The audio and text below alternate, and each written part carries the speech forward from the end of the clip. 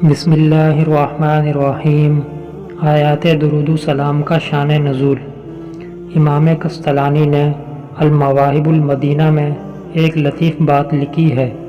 فرماتے ہیں، بے شک شعبان رسول اللہ صلی اللہ علیہ وآلہ وسلم پر درود و سلام بھیجنے کا مہینہ بھی ہے، اس لیے کہ یہ وہ مہینہ ہے جس میں درود و سلام کی آیت نازل ہوئی۔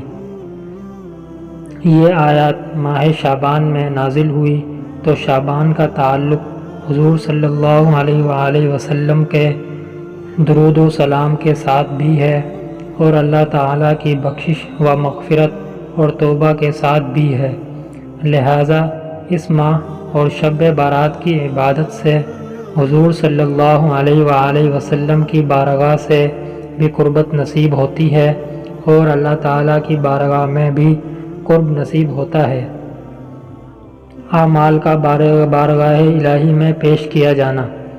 آپ صلی اللہ علیہ وآلہ وسلم نے فرمایا، یہ وہ مہینہ ہے جس سے لوگ غافل اور سست ہیں۔ رجب اور رمضان المبارک کے درمیان یہ وہ مہینہ ہے جس میں اعمال رب العالمین کے حضور لیے جاتے ہیں۔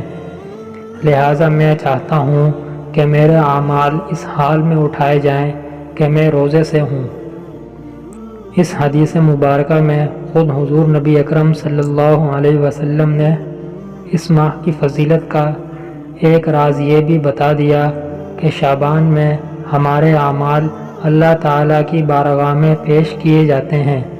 جو شخص اس مہینے میں جتنے زیادہ اعمال صالحہ بجا لاتا ہے، زیادہ عبادات کرتا ہے، روزے رکھتا ہے، صدقات و خیرات کرتا ہے، اسے اتنا ہی اللہ تعالیٰ کی رحمت و مغفرت نصیب ہوتی ہے، اور اس قدر بارگاہ الہی سے قرب اور مقبولیت نصیب ہوتی ہے۔